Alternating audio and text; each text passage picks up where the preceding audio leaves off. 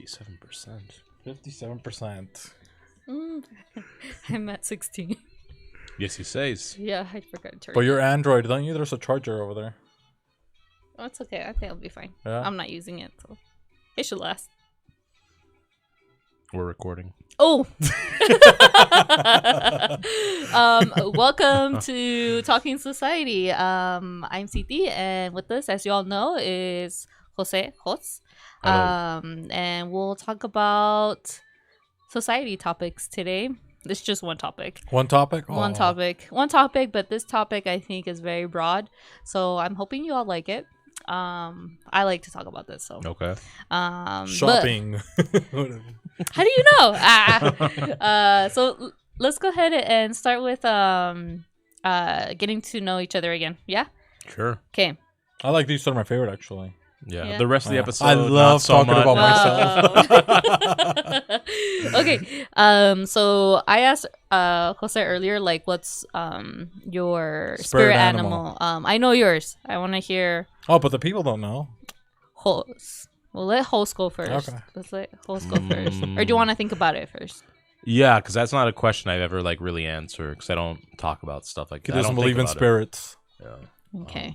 Yeah, give me some time to Okay, think give you about it. time. No, now Jose, let's it's all about you today. now let's hear yours. So why don't you go first now? My spirit, I said mine is a cheetah. Yeah. I think my younger self was a cheetah because they were fast. Oh, because I love to run away from my problems. Wow. That too, but no, that was fast. Well, what did you like about cheetahs? I like that they're fast at running. I think they also climb. I just thought they looked like really cool animals with their patterns. Yeah, they have that kind of cool hair in the back. So I had to pick two animals. So I'm not sure if do I still get to pick my two animals or just one? You can pick two. Okay. Why do you have two? I can because both of them are equally as fun. Oh, okay.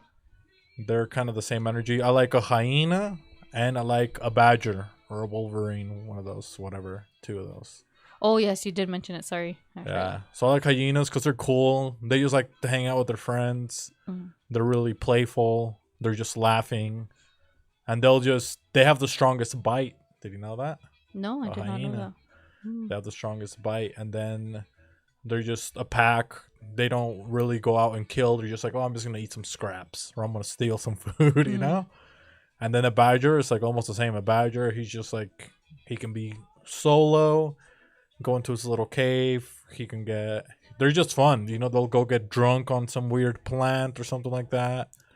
And then they just get in fights with other animals. And nothing happens to them. They just wake up kind of cranky. Ready to like F up the world.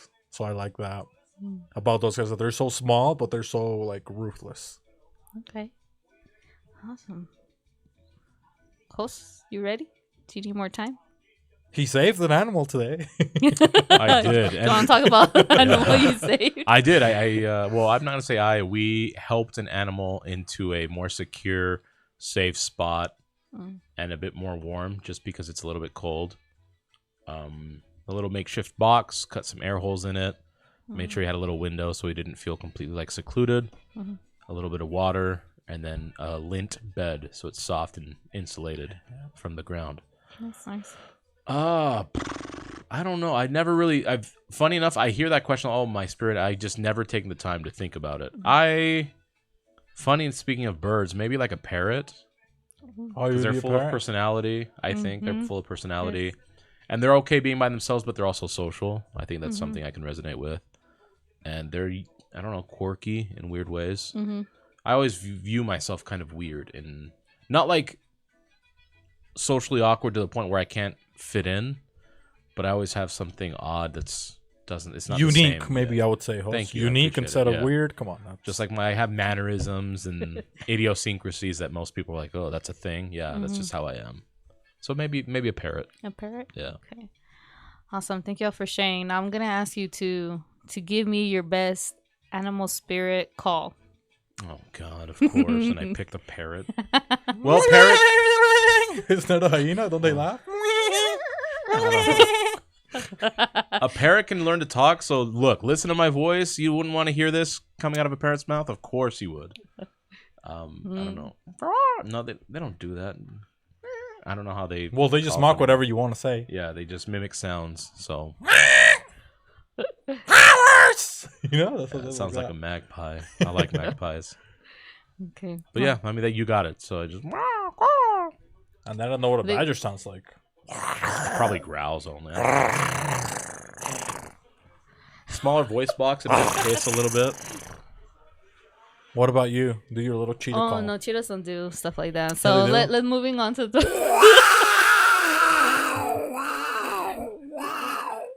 Actually, I don't know what they sound. Is that what they sound like? No, they do. Funny enough, I did see a video on them making sounds, but I Uh-huh. can't remember what it was. They but I sound remember kind of thinking- odd, isn't it? Yeah, it was Isn't it different. like a cat? Like It's a like cat a noise? or something. I feel like Oh. it's like a weird Maybe noise. like Not a howling hissing? monkey. Oh, Yeah. I'm way off. It's like a weird one. Okay, I I'll don't look know. it up next time. Yeah. I'll bring my noise next time. Okay. Yeah. Bring the noise. Okay, so today's topic is about love. Okay, so I want to know: do you all believe in love? Is love something that is built, or do you also believe in love at first sight? So I mean, if love exists, I do think that. So yes, Yeah. I believe in it. Okay. And then you're asking if it's build or if it's love at first sight. I mean, I think both can exist. But is it really love at first sight, or is it love at first experience? Mm. Right? Because love at first sight, I mean, I fell in love with all the Telemundo ladies when I was 5. And then I grew up. I have never even thought about them since. I'm trying to think of how, because I might change my mind. I think I might change my mind, but I'm seeing if love at first sight does. Because you have to have some sort of interaction Mm-hmm. if it's love Okay, at well, first sight. I do believe in. You funnily mentioned telepathy earlier today. Yeah. There might be time. I think it's very rare. Let me start with that. I guess it's an exception to the rule, perhaps. Mm. But I do feel that there might be times where individuals like literally just meet. They don't even say hi, and they know that like this person is going to be someone that I'm going to vibe with for My the rest of my person. life, type of thing, right? When people say vibrations or energy, that's what I mean. Obviously, that's what vibe means, vibration. I think that might exist. But to your point, I think building it is the most stable form. And at first sight, that usually is lust if you're referring to a romantic relationship. Yeah. Mm. Because I would say maybe there's like a connection at first sight. Sure. Yeah. You know, so like you go to a party or somebody that you don't know, and it's like you almost like look at each other and you're like, oh, we're kind of both deviants, you know? We know what we're talking about. Or you say a joke and that other person just looks you in the eyes and they're like, hey, I like those kind of jokes. So there's like that connection. So maybe I would say that like connection at first sight. Mm-hmm. And then for like love at first sight, I feel like you have to have more like a different interaction. And then that could be like, oh man. I mean, you're the one that's married. Like when you met your husband, like a lot of people are like, oh, I knew he was the one. Did you have like that feeling or No. No? heard it If here you're first, watching, yeah. no, I'm not gonna lie. Respectfully, Really, no. She's saying it was built, okay, guys? built to last. Okay. Well, I always think of like, have you ever seen someone and knew you weren't going to get along? Yeah. Oh yeah. No. Just their So energy I too, think you're the like, opposite oh. would exist. Okay. That's why I think it would. I haven't experienced it, I'll say that much. Mm-hmm. I'm very guarded with who I have affection for, whether it's romantic or otherwise, right? Like platonic love for people. Mm-hmm. I just think that it does exist. I've never experienced it, but I could see it. To your point, though, I guess there's a trial period to figure out when it works, and maybe the trial period's a whole life, because if it's built, like it has to be built to something, and then if it's not maintained, it's going to fall out, and you're not going to be able to maintain it. Okay. How would that love built look like? Like what needs to go into that to be love, and not just now like, or before. let's do And are we doing Okay. romantic or both? Like platonic and romantic, or let's do both. Okay, because for me, it's like, so I was with I would say my ex, 'cause I've dated since then, but I was with her for a long time, like 6 years. So I think there's like two different types of love. Like there's love of like when you're young and both of you guys aren't like established in life, then you guys are like, you know, early 20s or 18s or whatever, your high school sweetheart, and it's like you guys have like more of a love for each other, and then you're also like building like your little goals and just like figuring stuff out, building your love or growing it, right? So that makes more of an experience of like, oh, I don't know, when people are like, oh, I don't know what I would do without this person. Well, maybe they've done every single thing that they've learned with that person together because both of them were figuring it out as a team. Mm-hmm. So now that I'm older, it's like all the scariness of like when you're young, you're like, well, I can't do that on my own, right? I need to date somebody to be able to live independently. So it's like, but then once you do it and you're like, you don't need any like second source of income or anything like that, and you are aware of like what goals you like and stuff like that, like for me, then that makes it a lot harder to date because it's like, I'm not falling in love or dating a person like before where it's like, oh, we're both like on the come up. Mm-hmm. We're both like just experiencing life. Now it's like I've already experienced a lot of things and I'm already like in this like path. Now it's like, what path are you on? And it's like harder to kind of get somebody that's almost in the same maybe route. Opposed to when you're young, it's like you have a lot more similarities with people your age because neither of you have experienced as much. So then there you can build a lot. Opposed to you get into a relationship maybe now and somebody has also been in a long relationship, like they've already built their own stuff, so they already built their ways and stuff like that. So I feel like there it's maybe a little bit harder to build. Maybe you have to work harder at building love at that point, Like first I think you have to build like some sort of like boundaries, maybe expectations, or I would almost say like a partnership, and then like that develops into love a little bit more than when you're young and you like develop love and then that turns into a partnership, because you're like, oh, I want to do this with you. Oh, what do you think? You think we can go on this vacation together, right? You think like, not that you won't do that, if you date older, but I just think when you're younger, you're building more like off of love.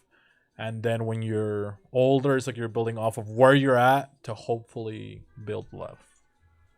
I would probably say, if that answered anything, Yeah, your question was, how do you build it? Yes. Like what builds love? What builds it?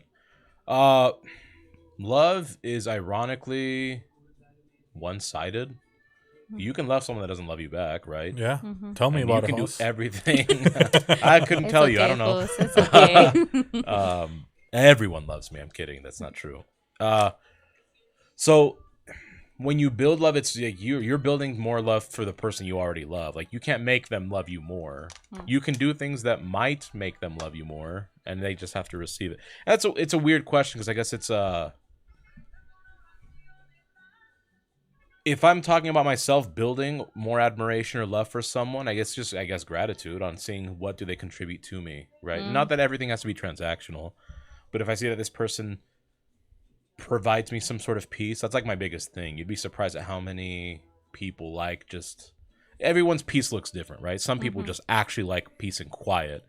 Mine is just more, don't bring nonsense to me all the time. And if you're always a negative Nancy type of person, that's going to drive me insane after a while. Not expecting ridiculous things from me. And being honest. Honesty is a big thing for me. So a level of communication, I would say, helps build my love for someone else. And again, I keep saying this because there could be at some point something where that person decides they no longer love me. So you can have love from that person, and then they cut it off for whatever reason. So you can only really focus on how much you love someone in a way. And I think it just grows over time, as he was saying, experience. So you know what? Maybe I don't believe in love at first sight. I might change my mind on that, just to go back to that. Yeah. I guess honesty and communication is big because if you're not aware of what your feelings are, then you can't address what the issue is. If you're falling out of love with them, if you're falling away from them, or even if you're growing an admiration or love for them and you don't know how to handle it, that's also how some people, I think, would lose other people, or look back and think, oh, I regret not doing that. And this comes from a platonic and romantic relationship aspect, I would imagine, too, right? You know, in the course of life, someone passes away. If you look like you may have loved them, but you never showed it, you never took action on it, your lack of awareness, I think, would eat away at you. So I think it's important to build it. And it doesn't answer building it on how to build it, but being present when you're around them in the moment, reaching out to them on important occasions. It doesn't take a whole conversation, but just letting them know that you think about them. I think is a pretty powerful thing, especially because regardless of how famous you are, there are that many more people that don't even know who you exist, right? It's like you have to care about yourself because that virtually no one knows who you are. Like you're nobody to so many people. That sounded dark, but I think that's a way to build is awareness of like you're not the main character. The world doesn't revolve around you. The world moved before you showed up, and it will continue moving after you're gone. So I think that almost back to building. I think it generates more appreciation and admiration for the people you love. I think that would be a solid way of building love for someone. I mean, I would say it's like, I mean, you kind of said it, and then I guess in the way that I was trying to explain it is like you build love through experience, stuff like that, right? So through trust, through building bondings, when that person's there, that person, you might not be good at something, right? So when they're like, oh, well, don't be looking for somebody to complete you, right? Which it's true, you know, but there's also like from relationships, there's like things that you didn't know you could do that can enhance, right? So do you consider that completing you? Because maybe there was something that you didn't believe you could do, right? And this person's like, oh, they have a different type of personality than you, that they can encourage you to do something, or you're working on it together, right? And that person gives you like the courage to do something or the support that you needed, that maybe you didn't get it from your parents, or you didn't know you could get it on your own. So that would build love. You know what I mean? It's like, oh wow, this person like believed in me. And I think even in general, like when we build relationships, like those things that our friends bring to us that enhance us as people, like that's why we love those people. You know, it's like, oh wow, I love like, yeah, I love how he is like this, or I love how she is like this. She can be really encouraging. You know, she lets me see this or something that's brings a different maybe perspective from that you would normally have, you know? So I would say building love is just basically through experience, you know? And then even when they say, oh, like trials, right? Because it's like, especially when you don't know, like it's always a good feeling when you don't know if you're going to be able to overcome something. And maybe you feel like giving up, and then you figure it out, and then you're like, God, I was so dumb. Why did I think that we would break up?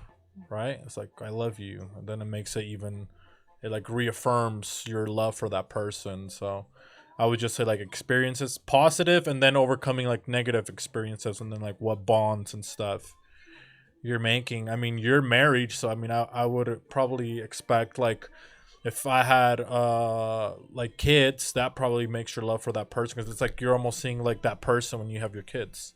It reminds you of certain things. You know, it's like, oh, you look just like your dad, or you look just like your mom, and certain mannerisms. So it's just like, maybe that enhances it more. I don't know, you know, but I would say maybe that makes love like even bigger. You're like, oh, now I have like a family, right? Now I have a husband. It's like, oh, look at him.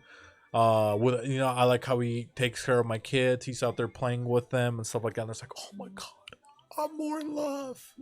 Right? So I would say like that through experience or overcoming hardships. Okay. You build love. Okay. Cool. What about you? How do you build love? Romantically, I think similar to Jose, I think when I was younger, it was more like, oh, this is like the one person, like there's nobody else, but I wasn't considering like how it would be when like experiencing further life situations like housing, finance, planning stuff. So now to me it's like the hardships that we go through, like are they going to be with me, are they going to support me, are they going to be truthful and tell me that's not going to work, that's not going to work out for us. Sure. But also not holding me back, I would say, and vice versa, right? Ensuring that I also care for them, I think is also important for me. That I think that tells me that I care, right? Even though maybe I wanted to do something really, really bad, like, and they're like, you know what, that's not going to work out. And later on, somehow, like, we bring it back together and we actually do it. So I think it's really that the hardship and the trust, to be honest. Yeah. Self-attribution is pretty important. I think you kind of mentioned it where you said not to hold you back.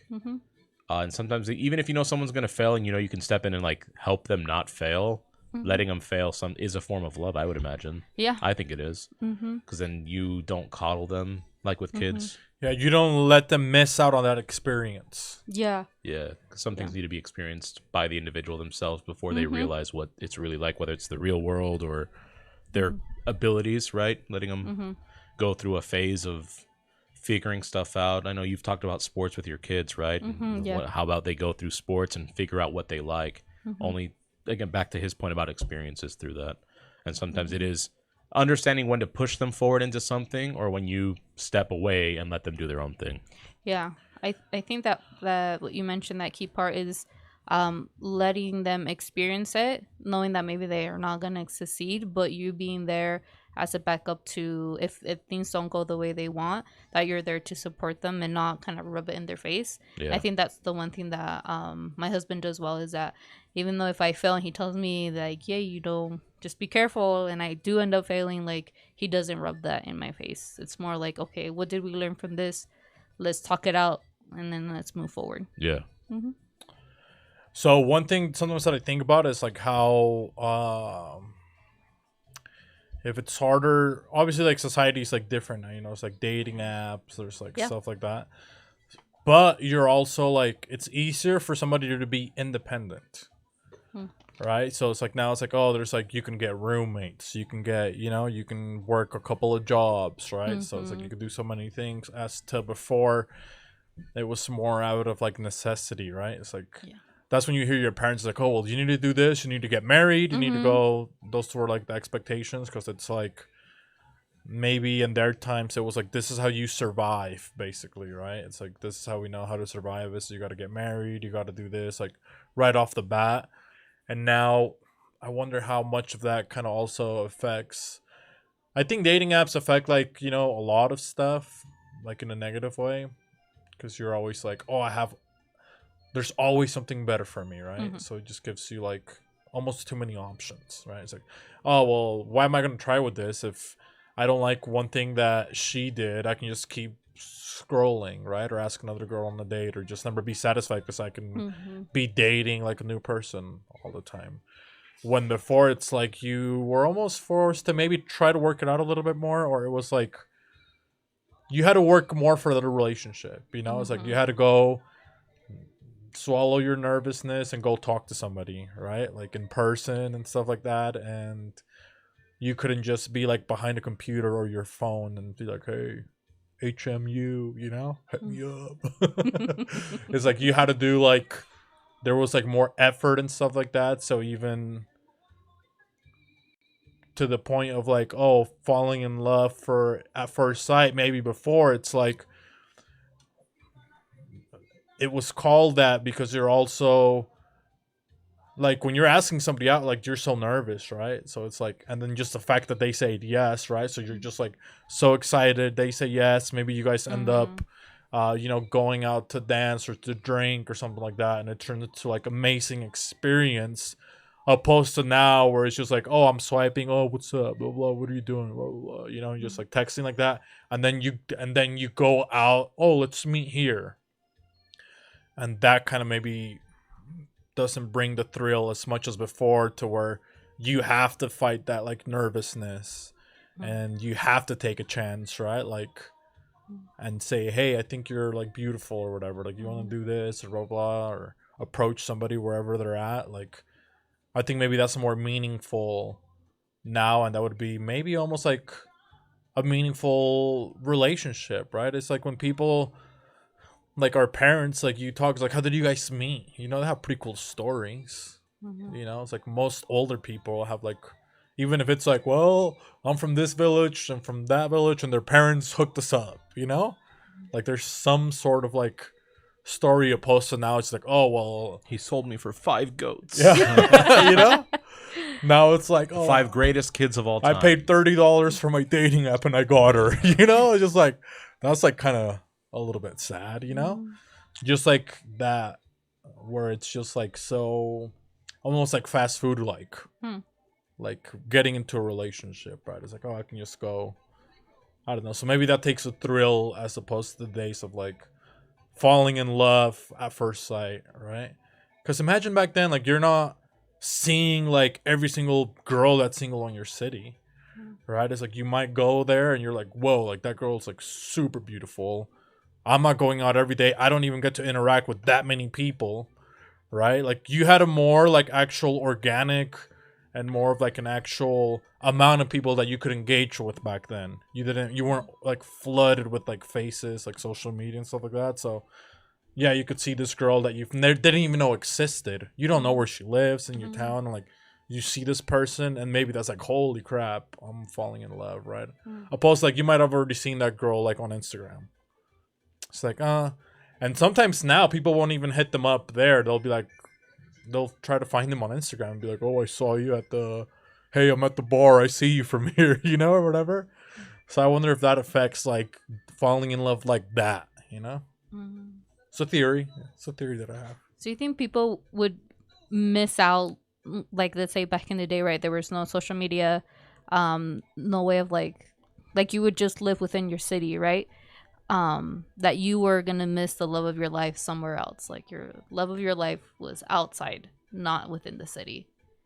Like, does that make sense? He's saying there's so many options that do I have the best one? And because social media makes it easy to, like, you can reach literally hundreds of thousands of people. Like, it'll take a while, obviously, if you scroll and send messages, but back then you were limited to your physical location. And if you're in a small town, it automatically shrinks it even more. If you're in a big city, you have a bit more options, but there's, I don't want to say a level of desperation, but if you are looking to have a relationship and you don't have the ability to send messages to people, you don't even have to look to face. To his point, you have to sum up courage, go talk to them. And if you've already put in that much effort, I'm guessing you're not going to want to let it all go to waste, right? Because you understand how hard it was to sum up the courage, go talk to them, charm them. And this is on both sides, but usually like the guy initiates. But now if the female's interested as well, she has to reciprocate the energy. So both people are putting a ton of energy.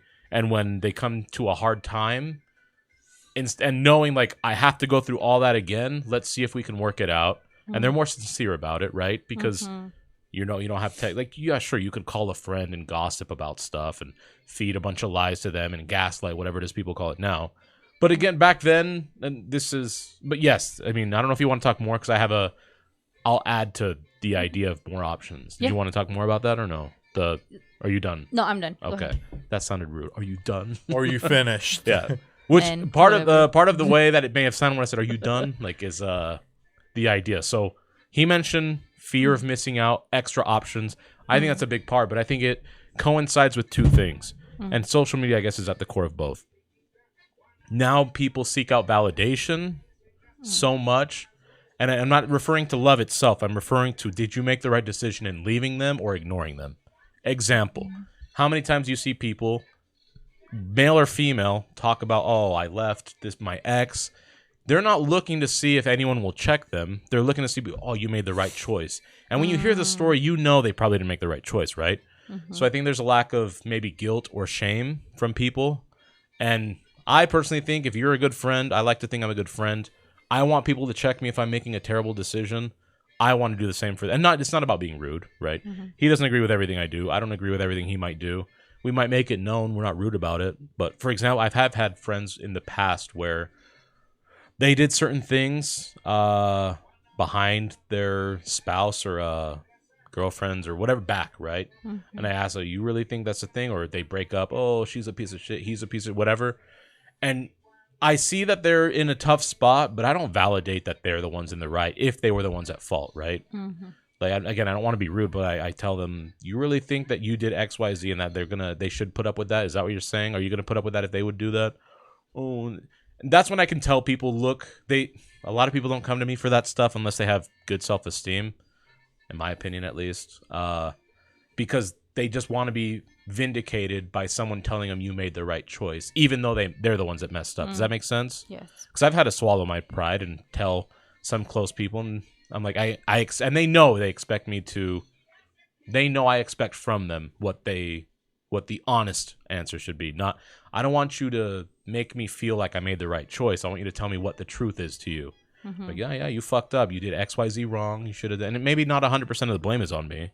But I would hear, hey, you did this wrong. And that's when I know that that's a person I should keep around. So back to the social media thing. I think that so many people are used to, like, because think of how many people break up and it's never their fault. Never their fault. I can admit when it's my fault. But how many people do you really? It's like everyone's a bad driver. Well, someone has to be the bad driver. Have you seen your car? Yeah. You know what I mean? Like, car Yeah. accident. And there's that person who's been in 5 and it's never their fault. Like, that's kind of a red flag. Someone who's had 17 girlfriends and says, oh, they're all pieces of shit. Well, you're picking them so that maybe you're the problem. Or a girl that says, oh, all guys that I've dated, like, all guys ain't shit. Well, because of the 10 that you picked were poor, like, where's your responsibility in that or accountability? Because they don't hear other people check them. They're just like, you're right. Men ain't shit. Oh, yeah, these girls or women are bitches. Right? Ain't shit. Like, you're validating that. You don't even know what the story is behind it. You think all of them were bad? If they were, because that's a possibility, you also clearly can't tell who's good and who is, like, who's good for you. So I think that's the other thing. There's a lack of people being able to check it. And I don't know if it's because they don't have real friends, because they're on, and I mean that seriously. Yeah. Being 34 now, and I guess I'll say it's a blessing. I think I have really good friends, close friends who will be there for me when I need them. But I've seen so many people not have that. And even it's like weird for them when I tell them something that's honest. I've never heard that before. And in the back of my mind, well, that's sad. So I don't know. I think that's a big problem too with the relationships. It's not just, there's like a lack of guilt and shame because everyone's always validated. You know what I mean? Yeah. And I know y'all touched on, I know we jokingly said about like how many goats do you need to sell, for 5. you know? My price is much higher if you want me. She was Polynesian. Yeah. Oh my gosh. The So whole herd. The whole village heard how much you loved her, and that's how you got her attention. how do you all believe that contract, I don't know Like how a to put prenup? it. That's what you're saying? I'm not sure what that means. Like when A prenuptial is when before you get married, you agree that if we get divorced, you can't take XYZ from me. This is still my property or money and stuff. No, I meant like getting together with we someone. strongly believe. So instead of love, like, do you feel now, or maybe when people are older, do they look for someone that would be more like of a contract marriage where like they're both putting in income in the house, like they're helping each other more financially versus love? You mean transactional? Transactional. Well, sorry, I don't know if that's what you're saying, but I interpret that as... Is that how you interpret it? Yeah, like it's because when I view transaction, Is that going to means, say I'm a partnership? Or yeah, whatever, you scratch my Mhm. back, I scratch yours, Yeah. as opposed to like I love you, I truly a adore domestic you. partnership. Yeah. Mm. We're legally married because in California, after 7 years, This is my significant other. Yeah. That's what you're asking. My I see- partner. I think I know what you're saying. I Like, live with my partner. And what's your question about it? Do you think people do that now? Yeah, like back then, obviously, right? They did do that for food, for whatever. Yeah. But now that people are more independent ish, like, do you feel like they I think so. I don't see why not. Yeah. yeah. I personally know some people. I'm not going to mention names, but they've gotten kids just so they can collect alimony. Mm. That's. I mean, first of all, they were married, and maybe they fell out of it, but that's how they view it. Like, oh, this person only contributes XYZ to me, as opposed to viewing them, even if maybe you don't like them or knew it didn't work out. Why can't you view that as your kid's father or your kid's mother? Like, humanize them a little bit. Yeah. Because I like to think most parents want to do a good job. Some don't, obviously, and some don't want to be good parents either. But I think majority of them, if you give them the time of day, will be good parents to your kids, whether that be a mom or a dad. Mm-hmm. I think there's also a lot of those like partnerships too that people just sue because they're not okay with themselves. Like we all have friends of like that they like get out of a relationship and they're already like with another person, like literally right away. They're dependent on Like it. the next day, they already have that business partner ready to go, and like you've never seen them almost alone. They're always like in some sort of like relationship, and that's like maybe what they need to feel secure or anything like that. And even if they're not happy, like they need to have that safety net of like, oh, and maybe those people aren't being honest. Like some people are like, hey, would you like to, we're both in our 40s, like we don't have kids, you want to just be boyfriend and girlfriend or whatever, and they have like a good relationship because they both are on the same page, or like, yeah, I don't want to be out in the streets dating and stuff like that. It's like, you're pretty cool, like I don't want, you know what I mean? And they're just like, they still care for each other. Maybe they just don't want to be like, oh, I love you, and they don't want all of that stuff, or like, oh, I'm gonna marry you. Like they're like, we're 45, like why are we gonna throw a wedding now? Like let's just get a house or whatever and be basically in a partnership. Yeah. You know, they almost skip almost like all the little I've seen not that bullshit, too. but it's just like It's not for show. I get that because I'm a Yes. private Yeah. person myself. In the event, I've considered marriage in the past, but I also consider not doing it anymore. In the event I did, I would want it to be like no one's around. I don't care. Like let's just make it official. And I don't need. I even thought of the idea of I don't care for presents. But Yeah. it's not my decision only, right? If I'm getting married, the spouse should have a say. And I know typically a woman would want that kind of ceremony. And so I get it. But from my perspective, I don't need any of that garbage. I like having I like doing my own thing, which is its own problem in and of itself. Back to your point on how some people make it transactional. I think sex is like the biggest transaction most people use right now, right? I don't know if it's because they're too concerned or afraid of losing something if they give too much to someone, which is a big thing. It's tough, but you reap none of the benefits if you don't do it, right? Does that make sense? Like if you don't put it on the line, you're not going to reap any of the major benefits, right? Everything's a risk to some extent, and if you're not willing to take that risk, then you'll never experience the greatest part of it. And that's I'll have to admit I'm on that side where I'm not willing to put in that much. I'm still very selfish with that. Yeah. Yeah. Okay, so let's say I think I talked about it with Javi on HOA if you didn't watch that episode, but yeah. quick plug-in. It's somewhere here. Just kidding. It's because I don't like explaining myself in that. That's like a very vulnerable thing for me. Yeah. And I somewhat open up on there, so you might, okay. if you check that out, you'll get more details. Okay.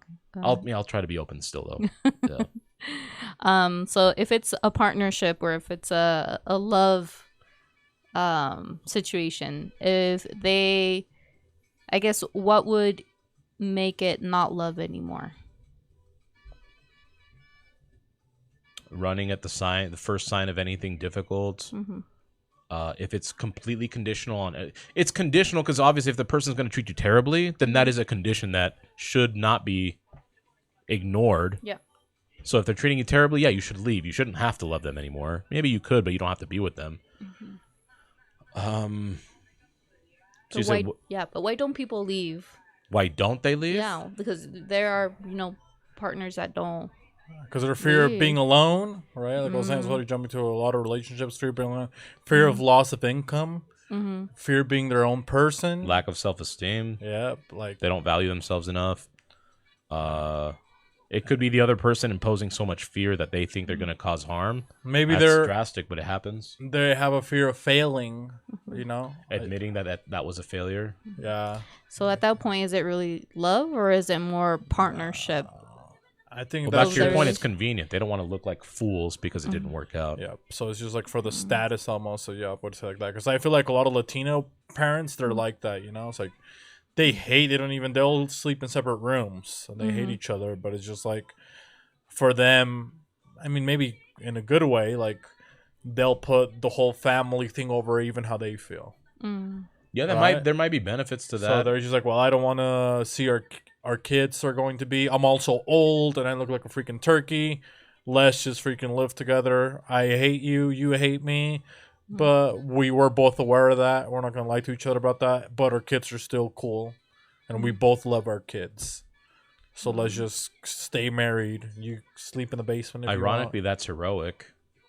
No, it is. That's It's what I like- meant. It's like in a way, it's like very like It's lack of selfishness, which is a big Yeah. part of why things don't work out. Like I'm on the selfish side of things right now. If I'm being honest with people, I'm honest with myself. I don't openly admit that. Most people don't even ask me anyways. So, well, you get out of my business. I'm not telling you any of this stuff.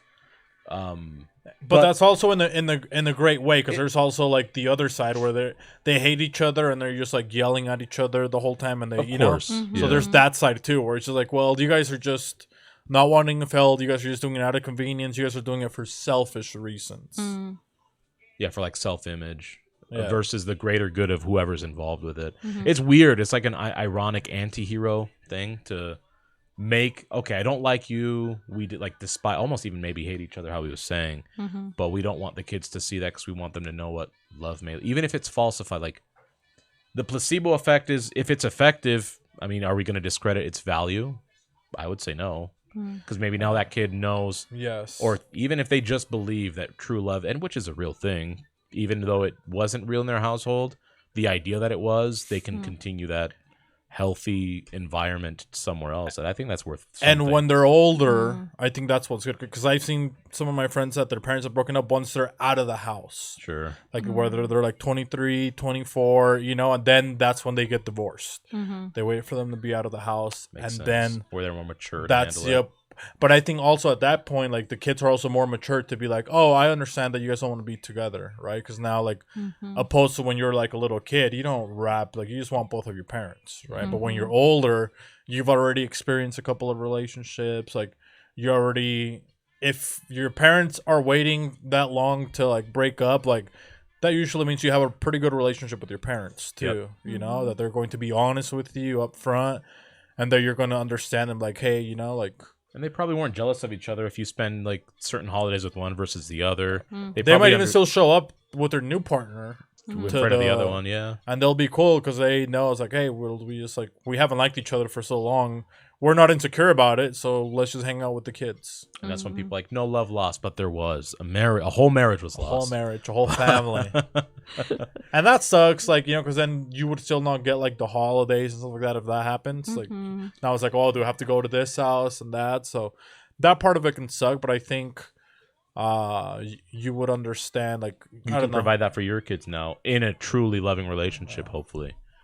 And this isn't saying, by the way, to put aside if there's true issues like leaving a bad relationship, massive manipulation, abuse of any sort, whether it's like completely emotional, physical, mental, like, if it's like that, it doesn't mean that at the first sign. I think that's the other thing is people will extrapolate one small thing. He is abusive to me emotionally because he told you he didn't agree with the decision you made. That doesn't mean that he's emotionally abusive, right? Back to being honest. I think that's why some people, when I make friends, I think we're very solid friends because they appreciate that kind of honesty. But I know I've missed out on friendships, but I think a lot of it has to do with the idea that they knew I would be honest and they don't want that. They want someone that will always tell them they're doing the right thing. So in those circumstances, like, tread with caution, right? Yes, I do believe that there's emotional abuse, but I do believe also that some people lie about it and act, or in their mind they might think it, but it's because you're being unreasonable. Everyone shouldn't agree with you 100% of the time. That's absurd. Could you imagine making a choice that your other partner wasn't involved with, like your husband or whatever, that was a big financial decision, and they're telling you and confronting you like, hey, if they're hitting you, that's different, but if they're like, hey, this is not good, and they have to talk to you assertively or stern, he's abusive, he's manipulative, he or she, whatever the case is. No, that's not. That's just an honest conversation that had to happen. I think that's the other thing. A lot of people, when they have conversations like this on podcasts, like if they're at the first sign of any trouble, like if it just seems inconvenient, even in the moment, they'll let everything go because, back to his point, there's options on someone else will put up with me if I do this. I deserve the best. It's like that hopeless romantic idea. If your perfect person will be there, blah blah blah, like you will know, I need more of this, and it's like a frog that's driving a canoe with flowers and a hummingbird that's like drizzling the roses with like river water so they stay fresh, and they put it on top of a turtle and the guy sends it to your house. If he doesn't do this, he doesn't love you. You're like, what are you talking about? That's what I mean. And there's also too on both sides where they get some sort of excitement from controversy. For example, it's typically common with some women, some guys enjoy this too, but if it's an aggressive, like you pester them so much that they get literally mad at you, that like excites them, right? So now they chase that excitement constantly, but the other person's just thinking, you're constantly annoying me, like, do you really enjoy me? So they want to like leave because they want peace of mind, right? That's like so small things even like that where, oh, if I do this, I'll get this kind of attention. Think of a rebel child, right? If a child who doesn't get attention at home realizes, oh, if I get in trouble, that forces them to pay attention to me, and that's the kind of attention I want. Like, at least I'm getting something. Yeah. Like, oh, I'm getting this emotion out of them, and that's not an emotion that normally show. It's weird. Humans are very complex. Not weird. But I'm gonna have my husband view this episode. Yeah. It's because it's because I play a lot around with him, and I know he gets annoyed, but I like it, so I annoy him even more. Yeah. But then there's a line that I cross. I'm like, okay, I'll stop. I'll turn around and guys are trolls too. Like, we like annoying people too, but there's a certain point where obviously your girlfriend or wife is going to be like, dude, enough, like annoyed. And then that might be, if you're not having honest communications, as I mentioned earlier, that's big for me. You might miss that. And now that's going to be the straw that broke the proverbial camel's back. Yeah. I think you have to learn also, like, how to be, the older you get too, like, you have to be more conscious of, like, how much more important being honest is, because you're wasting somebody else's time that's older than you, right? So, like, if you're, like, I'm 32, but if I'm dating somebody, like, that's in my age group, and maybe she wants to get married and stuff like that, and I'm just, like, dating her and doing maybe the bare minimum or just enough where she feels, like, loved or validated or whatever like that, but I know it's, like, not it, it's, like, that's almost selfish too, to be, like, just stringing it along, because now you're wasting time that maybe another person is trying to find, like, love or stuff like that, but you're being selfish with like, oh, I don't want to. So I think as you age, you need to be more, like, cognizant of, like, hey, like, okay, like, I need to make sure, Sorry, I thought of an analogy. I don't mean to laugh. Go it's ahead. like, but you need to make sure you're more aware of that too, to be more respectful. Because if somebody was doing it to you and you're like, dude, like, now I'm freaking 38 and you just wasted all this time, right? It's like, it's not like you're 20 and now you're like 25, like that. Even that's still, like, quite a bit of time, but you're still like young, like, I don't know. I would just feel more, be happy with yourself. I think a lot of people don't figure that out when they're, like, out of a relationship, like, they're too scared. They're always bouncing from relationships, like, just if you're being abusive too, like Host was saying, like, there's people that get used to abuse, like, but they're always attracted to that because that's their normal. So that's how they feel comfortable, right? Like, all the red flag guys, like, they're like, why are you dating this prisoner? Right? They're like, oh, well, he's changed. He's got a good heart. He's a good he went guy. to jail 4 times for assault, and you think that's the guy to go? I mean, people deserve some sort of he treats me different. That was just his, that was his ex, and blah blah blah. But he's a great guy. I can change. Right, so Probably not. So you're, like, in that trap, where you're also, there's something about you that's attracting you to, like, a red flag or somebody that's not stable enough for you. So if you're, like, to me, if you're, like, bouncing like that from relationship to relationship, and you just, like, always need somebody's, like, dude, you just need to work on yourself, because you're really just trying to distract you from yourself, you know what I mean, by being in another relationship and somebody, like, validating you or giving you, like, compliments and saying, oh, you're perfect, you're great, you're so hot. And then the minute, to his point, when you guys have a disagreement, oh, you don't love me like you did anymore, and blah blah blah. But it's like, no, you never loved yourself, and he was also just telling you you're hot, and you thought the world of that when there was no actual meaning behind any of that transaction. You have your analogy, Host? Yeah, I know. Oh, my analogy. It was what was the point where I was laughing? What were you talking about? Being cognizant of somebody's being abusive, if they're, like, dating prisoners. No, wasting time is what it was. I'm 35, right? I lost the 20. analogy. Wow. Okay, well, we'll come back to you. We'll abort it. Yeah. Okay, moving That's your aside choice. From romantic love, love when it comes to family members, right? I feel like maybe like I'll put an example, like like for myself, like in what I see in my mom, and other moms, like, they care for their child so much no matter what they do. Like, it could be something they do really really bad, but they're always That gonna unconditional love. Yeah. So how, well, I don't know even how to put into question, is that an okay love, right? Because then we talk about, like, maybe another person who is not immediate family, that we want to meet romantically. I think when I view it that way, that's not okay, and we need to stop that, right? But when it comes to family members, should that also, like, do y'all feel like that could be stopped as well? Like, unconditional love? Yeah. Did I make sense ish? I know. Yeah. It made sense to me. Maybe they have to do something crazy. You don't think so? I'll say this. I have the capability of unconditional love.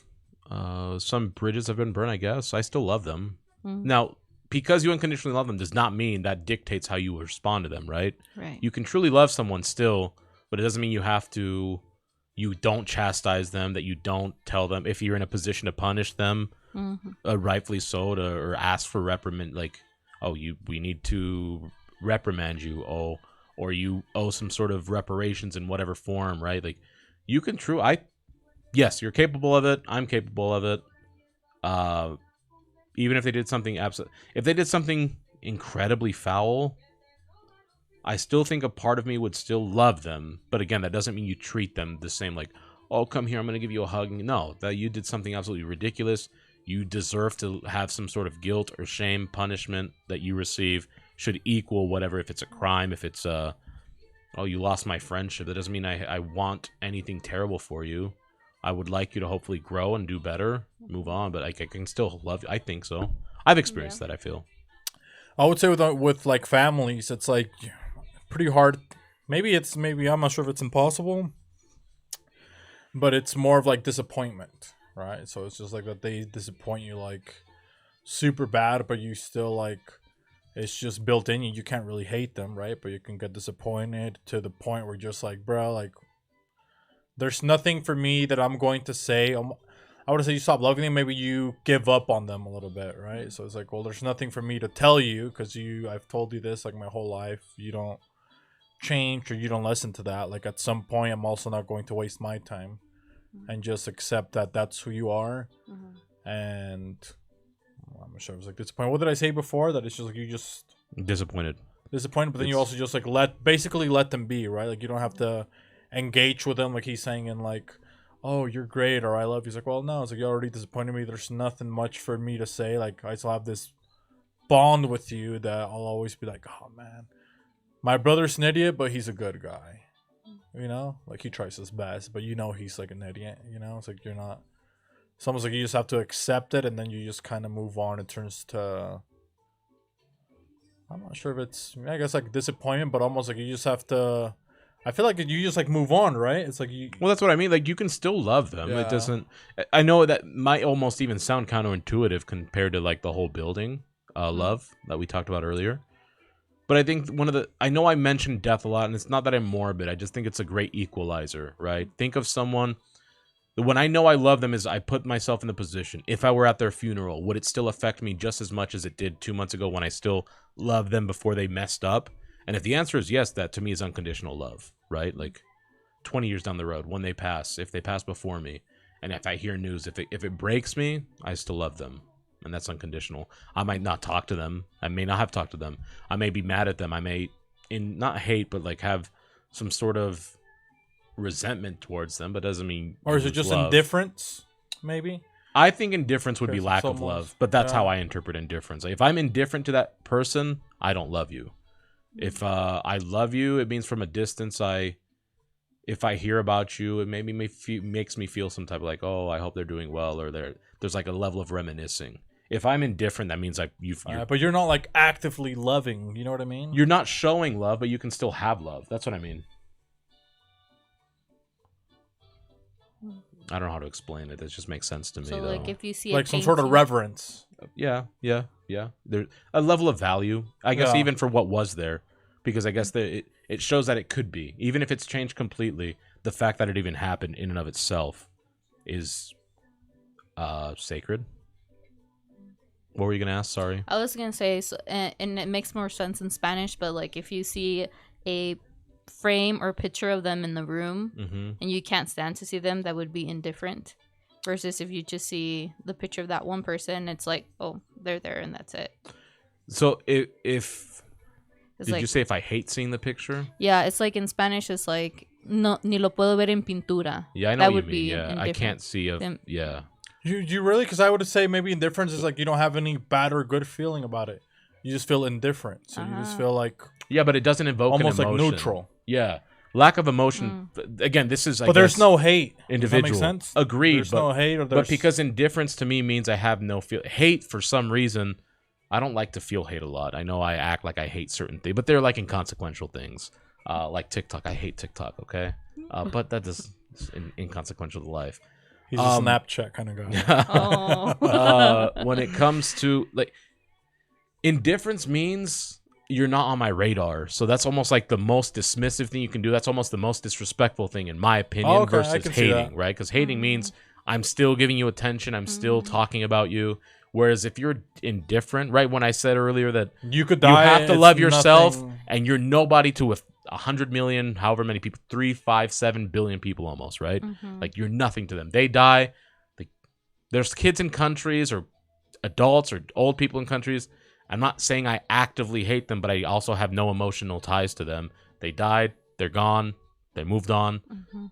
That's not like, it's almost, if you think about that and you don't feel any, that's disrespectful, right? But hate is like they still hold something within you. I get it. Okay. So that's, I guess, the only. And people, some psychologists, I'm not a psychologist, but they say hate is like a manifestation of love of some sort. I disagree. Maybe I don't know enough on the topic. I think they're just two sides of the same coin. It doesn't mean you love them. It just means it's such a strong. That you love to hate them. Yeah, I guess. So, yeah. Shout out to every rapper that thinks the whole world hates but love them, loves to hate them. Yeah. But yeah, I think indifference to me is one of the biggest forms of disrespect. I've seen it too. I don't know. I've told you stories. Like, I don't have road rage. It's very difficult for me to get angry unless someone intentionally does something to me. I've had people before like try and flip me off, and I just go like, I do cry face. Like, oh, dude, cry more, bro. And like, and then I move, and that makes them more mad than if I've ever flipped someone off or tell them certain vulgar words. Like me being like, it's because you're nothing to me, and it makes them even angrier. Mostly for guys. If you tell a guy that you're nothing to them, it's the hardest thing for them to hear. I'm gonna try that next time. You're nothing. It might break the guy, so be careful with when you say. That's very powerful. I'll tool. probably do it in my head. I probably won't do it for real. I'll Yeah. probably just look straightforward. Like the thing where they play a song on the phone. You're nothing to me. Okay. Last question. So going back to love at first sight, if you all were to have, kids, when you see this baby, and I heard, so for some people, babies look ugly. Let's say it's your child. No, they do. Right? They're not good looking. I don't. Infants, like actual infants, are the only thing I don't make fun of in this world. So continue. Okay. I'm indifferent if they're looking. It is neither here nor there. They mean nothing to me. You see this child. This child is yours, right? Yeah. Is that love at first sight for you? Do you? I'm not a parent, but feel- I imagine so. I don't You see feel why like- not. How could I not? Yeah, I think so. And for me, it's like, I mean, now my brothers, they have kids, and even me sometimes, and maybe I don't understand because I don't have kids of my own, but I'm just like looking at them, and they're just kind of like are losing. I'm not sure if it's like a word of like they don't. Maybe they stop doing things for themselves a little bit more, and I know you got to be more selfish, more caring to your kids, especially when they're babies. But for me personally, I would feel like if I had a kid, like I would want to do almost more. Like not just for the baby, but even for myself, right? Because like I would want to better myself as much as I could just to be there for the baby, right? Like I almost think if you're not bettering yourself when you have kids, it's like pretty selfish, right? Like you can pour a lot of like love into the kid, but if you're not better, if you stop bettering yourself, I think that's like pretty selfish for both like the kid and for you, right? That it's just like, oh, I have a kid and now I'm good. I don't have to do anything, right? Like other than like provide for the kid and stuff like that, which obviously that's like important, but I think that it's good for kids to always be seeing maybe their parents still doing stuff, like at least like I remember when like I don't know, I had parents or even school teachers that you can see and they're active or things like that when they're adults, and you're like, whoa, you can do that. Or for me, that's why I always like try to play with like my nephews and stuff like that and be silly, because it's like you all remember when there was somebody that was an adult and you thought it was like so cool because you could be, it almost helps you relate to the adult. It's like, oh, this guy gets to me. Like, yeah, I have powers. I'm throwing a freaking fireball out of my hand, and he believes it, right? And like, you actually believe it when you're a kid. Yeah. So I think if I was a parent, that's what I would make sure that I'm doing more, obviously for the kid, but also for myself, so I'm not like losing myself. Like I also want to be like a good example for my kid and stuff like that. And we talked about this maybe I think last week, or maybe I can't remember when it was, but Jordan Peterson had said like that a lot of parents never apologize to their kids. So it's like they can tell you like, oh, you did this wrong, oh, you're bad, you did this, blah blah blah, and they can be like giving the child like bad parenting, so they could be they messed up, right? Like maybe they tried something that hurt the child's feelings. They raised their voice and stuff like that, or even with an interaction with somebody else, right? Like with your husband and stuff like that, or other family members, and you have an interaction that you wouldn't allow your kid to have, but you're letting your kid witness that, and then you don't apologize for it. Then it's like your child's like, you're supposed to be like their everything, and they're already seeing that you don't have like the values that you're trying to instill in them, right? So they can kind of see you if like, well, I'm not sure if it's like a fraud, or like would they maybe not trust you or believe you, and it starts to fracture that trust that you have with your parents, because everything that they're telling you not to do, they're doing, and you never apologize when you're telling them to do that kind of stuff if they're wrong, and you're maybe, I'm not sure if shame is, or just like bringing up that they did something bad, right? Like everybody's like, oh, you're this, you're a bad kid or whatever, but you do the same, you never apologize, So I would just say that about like, you probably love at first sight, probably the most that you want to do, but I would want to be like the healthiest I could for my child, like the best of everything, basically. So I think it's like you fall in love with it so much that you also like, maybe for me personally, I think it would ignite that like passion, or like, what is it holds, like just like inspiration kind of, where you're just like, oh man, I really want to like have a kid, like I can't just be a slob or something like that, like I want to be like learning, I want to be, how many more cool things do I have to teach somebody, right? Maybe you were at a point where you're like, oh, I don't have that. We always make fun of stuff like hobbies and stuff like that, right? It's like, but now it's like, I got somebody that I can teach a bunch of things to. Like, why not learn all of these things and provide like my child like all the knowledge that I possibly can? Like, to me, that would be fun, right? Oh, I'm gonna learn this. I'm gonna teach them how to weld. I'm gonna teach them like, I think it was Jordan Peterson that also said, it's not. It's like, it's your responsibility to find out what your child likes, right? So you can't tell your child like, oh, go play baseball because I like baseball and I think you're gonna like baseball. It's like, that's not, you're supposed to be the one that's like, even if you hate it, you're supposed to be having all these things with your child, right? Because at the end of the day, they're going to like the time that they're spending with you, whether it's like learning baseball or whatever thing is, but you're also figuring that out with them, right? That you can just tell them like, oh, go do that, go do that, go do that. It's like, well, they could care less about it. They just want to, a lot of the times they're just doing it to try to make the parent proud, or like they hate it. It's like, oh, my mom likes it, so I'm gonna go ahead and do it, right? So it's like, I don't know, I would try to do that with my kids. And I didn't personally, with me, it's like when I see parents like that around doing that, it's like, dude, why don't you want to have more, I guess, regular human time with your kids, Like, don't get lost in just being maybe a parent, you can still have fun. What's regular human stuff? Well, just Parent like, oh, I'm stuff, going to sorry. nurture it, right? Oh, I need to feed it. I need to change this diaper. I need to make just that, like the basic stuff to keep a baby alive, right? You're not figuring out any sort of like how to bond better with the baby. You're not even, back to relationships. It's like, you could be a relationship that's just convenient. Yeah. Right? You can fall into the convenience of being a parent, of like, oh, I can't do that. I got the kids. Right? Oh, I'm not gonna. I got the kids. Or no, my kid. I got to do this because of my kid. Or you're blaming everything on the kid.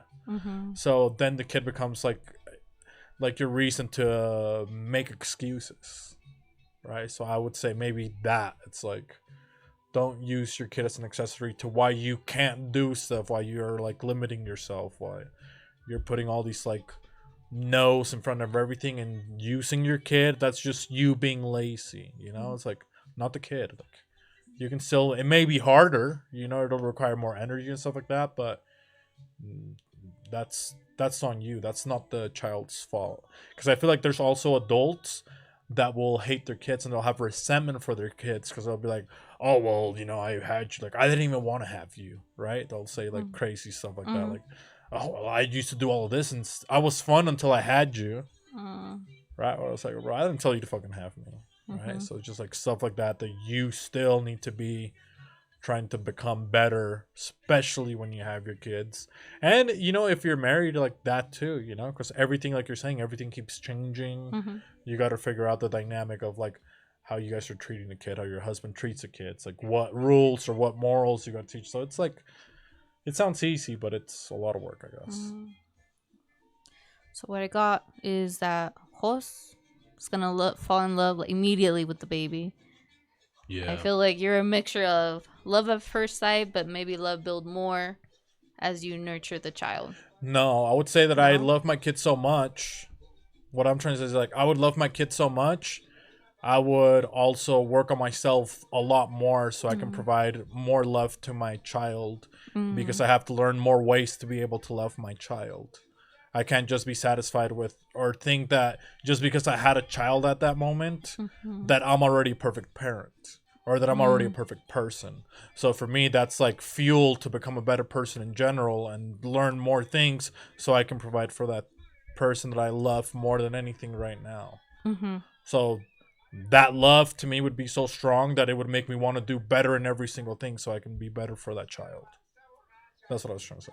Okay. So take it back. I apologize, guys. My bad. I don't My see bad. how I couldn't love it at first sight. Mm-hmm. I would see it. If you look like you, Right, Hoss, the especially. baby, yeah, thank you. Especially with a full beard. Could you imagine? And my voice. Oh man, I would love myself even more. I would view that just I would hold the baby and think, how much am I going to show?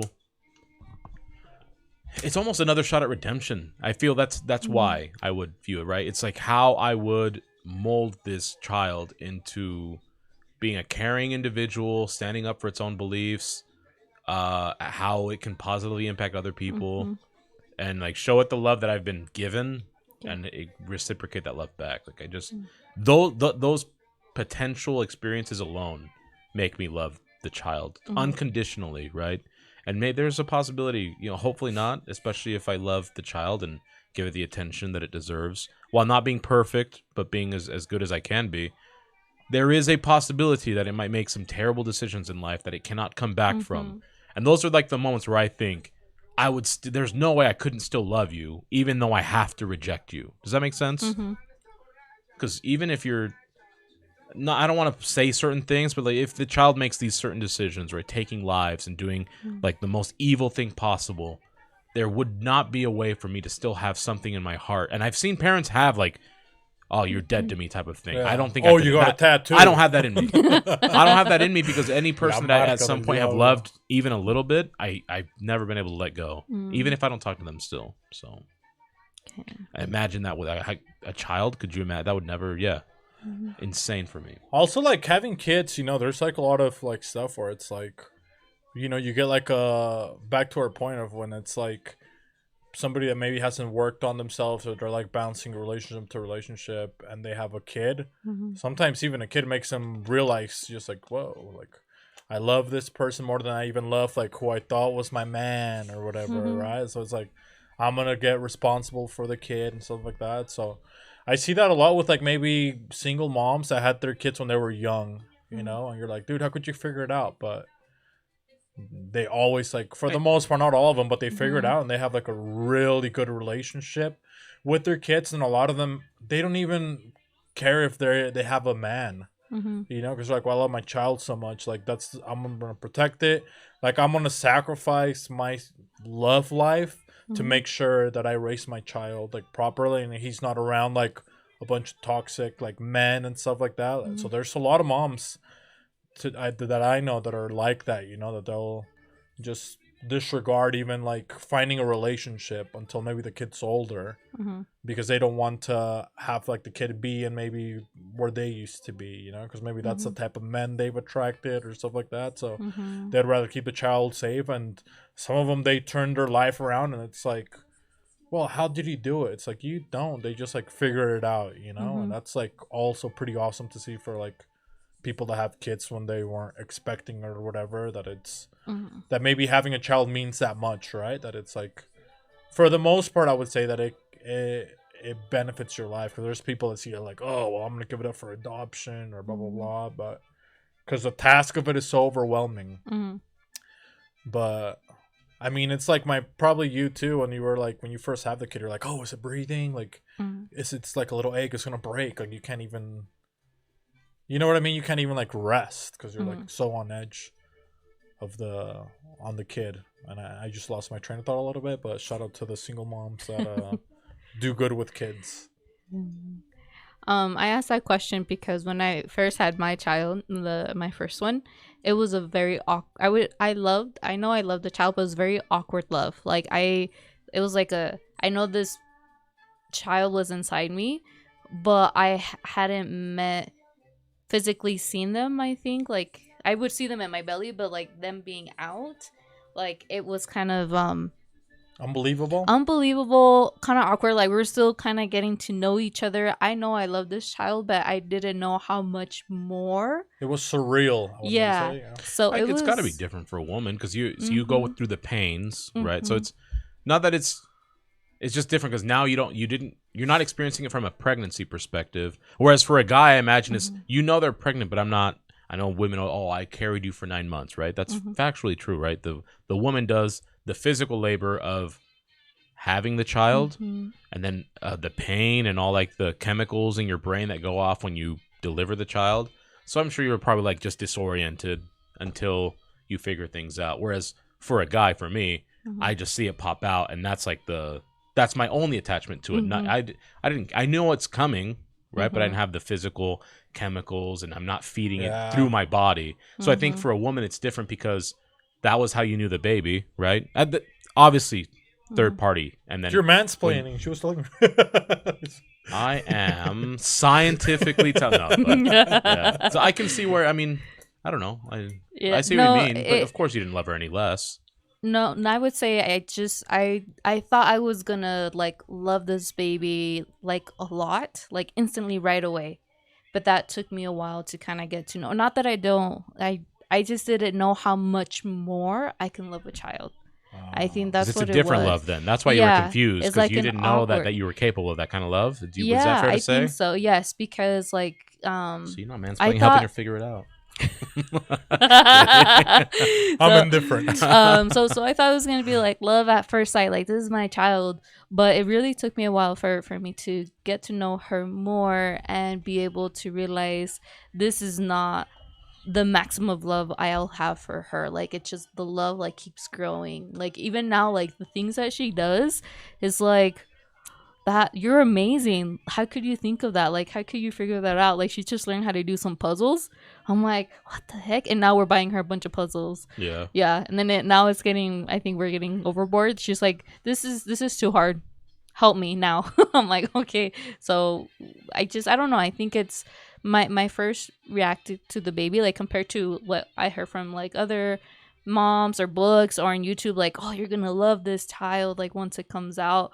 But my first reaction wasn't like that. It was kind of like an awkward love. I was getting to know her, but as I got more like the experience with her, it's like, nah, this child is a lot more like, I don't even know if it's love is like more than love. I don't even know how to explain. Well, if y'all have your part of children, it's scary to me. I'm not gonna lie. Yeah. Like the idea that's good to your point, because I know it too. I don't know what it feels like, but I know it's nothing I've ever experienced, and that's kind of scary to me.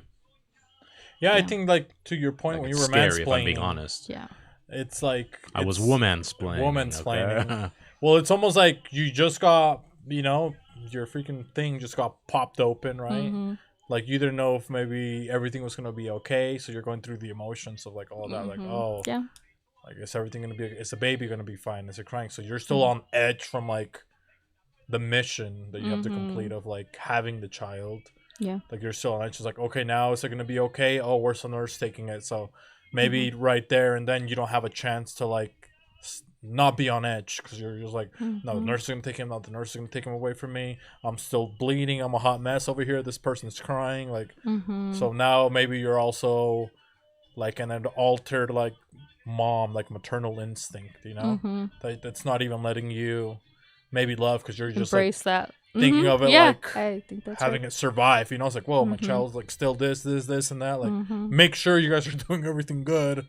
You still don't feel like you have completed your mission, maybe. Yeah. When you were there at the hospital. Actually, yeah, I think you're onto something, because I think it wasn't until we got home, I was comfortable, I was not in pain, that I was able to take in all of that. I feel like. Yeah. So yeah. So mansplaining once in a while is pretty good, apparently. Well, I just wanted to show you the right way to do it. Okay, and with that, we'll end. No. I do have a question. We'll see if she's honest. Okay. Because, so what is your ranking of kids? Which one right now is like one? Like, what's the ranking? Like, which one's my favorite? And why? Because the parents always either like, I love him. Yes, you love them equally the most, but you have like somebody that's like, maybe, you know, a little bit more quirky. They, you know, like there's a ranking. People always say, "Oh no, I love them equally." It's like, no, you don't. I can see how you kiss my brother. You never given me a kiss. My oldest. I think my oldest, because she's my first through everything. It's her.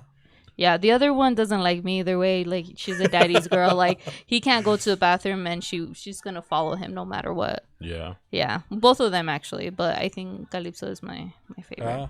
Maybe I'm not a parent, but I view it maybe from my lens, and maybe it's different as a parent. I refuse to believe that. So love equal, right? Like, but favorite, I guess, just comes down to who do you get along with the most. Connect with the most. Yeah. Because because it has to, like, from a parent perspective, right? Again, I'm only speculating because I'm not a parent myself. But that's where I say the worst thing that ever happened to a parent, if they had, and I've seen that happen to some of my friends where their parents have had to bury them. Like, maybe they weren't their favorite to be around, but that has to hurt equally compared to one of the others. So I think that question gets misconstrued on purpose in a funny way, but it's like a serious question. Yeah. And I think that any parent that would be able to answer that, be like, "Oh, I love this one the most," that's pretty messed up in my mind. Like, if you honestly answer it that way, so I think you're probably a pretty bad parent. Which one's your favorite? Yeah, well, yeah, and that's what I mean. Like, 'cause sure, I understand favorites. I never understand if someone ever truly means like, I love her more than this one. Yeah, that's hard for me to wrap my head around. Nah, Metzi and I went through something earlier today. I think that's why I'm like that. It's all different emotions. The ranking every now and then it changes. Yeah, and I have spent more time with Calypso, where I feel like we have a stronger right now. For now, Metzli, we're still trying to figuring it out. And she's a big time daddy's girl. Yeah. Like, I can't. She wakes up, I can't go in her room and try to take her out of the playpen because she wants her dad. She straight up tells me no. So I'm like, it's like, I'm also trying to figure her out and see, like, what can I do for this child to love me the way I love her. So at first you think like that they're joking. It's like, dude, she's just being a brat. And then you're like, oh no, she actually likes her dad more. Yeah, she really does. Huh? Yeah, and both of them, I would say. So then what do you tell your husband, like, when you guys are talking about the kids? Like, what do you say? He's like, dude, like what do you tell her? When they start sleeping in separate beds. And I'm kidding. No, yeah. Like, what do you tell them? Like, what's the conversation? Like, he jokes around with it, and I think he noticed that it's getting to the point where I'm like, it's hurting my feelings for real. Like, I don't know what to do to have her love me. Like, when was it? I think yesterday. For a good while, she just sat down with me and she let me read the Llama Llama books. Like, oh my god! Yeah, for like, I read to her like 15 times that book just for her to stay with me like that. Yeah, so. I hate this book, but it's worth it. Yeah. Yeah, and they both have like very separate personalities, but they both look like my husband. So I mean, that makes it a little harder, but your husband. Hey, you know what, women? Come on, if it looks like I get like but you know, did you marry an attractive man or no? I would say love was built. And sorry, Paul. We both support. She avoided the question. And I'm sorry to your daughters, okay, if you listen to this. It was his dance moves. Lord, you on with that two-step? But that's what I mean. Like, look, if you picked someone and they look like someone that you're married to, I would hope you would think that they're attractive, and you're like, okay, even though my daughters or kids look like him or her, then if you pick the person, to some level you are attracted to them. I was almost certain my genes would be stronger, but no. Yeah. Not at all. Gotta get maybe not for now, you know? Yeah. That's what I was. Yeah, they change. Mm-hmm. Kids change. Yeah. But no, so yes, I love them both. Yeah. The same. But I think Calypso has more influence of like who I would get along with more. Sure. A little bit more equity. Yeah. She has some of that APR control. Do you play? Are you just done with the two? Have you decided that, or do you plan on maybe a third or more? No, I think two. You're I good with think two. like you were mentioning, like Jose was mentioning of like how could I better myself and provide that give them individual time to each other. Yeah. I think right now, like the way our lifestyle is that we don't have a lot of time to dedicate to more than 2, 3, or 5 kids. I think for us to take care of our kids very well, where we're at currently, our 2 would be good. That's good. That's good to consider.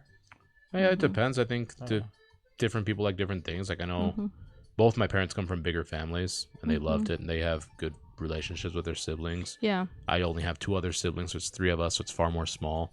And I'd like to think we have a really good relationship. So I get it. You know, it depends on what people like or what they feel they're capable of. But if you know your limits and what you like, that's good because I think then your daughters will feel what you're trying to give them as far as parenthood. Yeah, I think or who knows? Maybe because we had them like close to each other in age, that was hard. Yeah. And I know my mom. I think she planned like 4 years apart each, so she had like time to like at least 2 of us were in school and not paying daycare, and then she could have the other one at home. And like my parents would balance, like one would do a night shift and the other one would do a morning shift, and so we were always with a parent. Sure. With us right now, we can't do that. We're all like either working from home or in the office, and that's I think it'll be cool though, because then I very much imagine your daughters will have like a really close sister, but there's something unique about having close in age. Yeah, because you grow up together, so you have the same hobbies, cool stories that you can share forever. And because sometimes your circle of friends, if you're close enough in age, will mix. So I think that's kind of unique, that part. The same enemies. Oh yeah, that's you fun fight too. like alongside each other. My brother and I have a couple stories like that. Yeah. I feel my little one would be the one fighting, and the bigger one would be kind of holding her back. That's how I envisioned them. Yeah, but that's a cool, unique experience I get to have, right? That's pretty cool. Okay. Anything else y'all want to add about love? Is it real? Is it not? It's very real. It's absolutely real. Shout out to love. And I don't know. It would suck. Like I just imagine there are people that don't think it's real. In all honesty, that would be crippling to hear. Pretty like, sad. dude, you'd never experienced that. It's incredible, and not in the good way. Incredible. That'd be awful. But even when you go to like a positive place, you know, like when they say like, "Oh, do something for somebody else," you know, when you go do that, like go at the homeless shelter, or you do something like when you do something for somebody else, like. I like doing stuff for other people, like if we do it like in a group, you know, like when you go like volunteer and there's like a group of you and everybody's like, nobody matters more than who you're serving, you know, and that's a cool vibe to be a part of when everybody's like, oh, let's do this. Like, I don't care if I get muddy or whatever. It's like, yeah, sure, I'll paint or I'll be uncomfortable, but it's like really fun. And you get a lot of joy. Same with like even church, you know, like you go to a church, a nice church, everybody's on the same page. They hate you with the choir. You're like, oh man, there's just positivity in here. There's just something different when there's like love in a place, you know, whether it's like happiness or whatever. And you walk in and you're just like, oh man, this is like so positive, you know. So shout out to that basically. It's a good conversation today. Yeah. agreed. Yeah, learned a lot, you know. Yeah. Thank you all for engaging. Yeah, for mansplaining a little bit. Thanks for not asking for consent if it was okay for me to be vulnerable today with the topic of love. No, I'm kidding. And shout out to your bird, Hoss. Hopefully he survived. Oh, It's yeah. not my bird, but Hopefully the come bird. on, our bird, our first child. He likes Hoss more. You shall name As your he child should. love. He tried to run away from me. Come on. Enrique, come on. Man. Enrique, is that what y'all naming the bird? I can't remember. I didn't name the bird.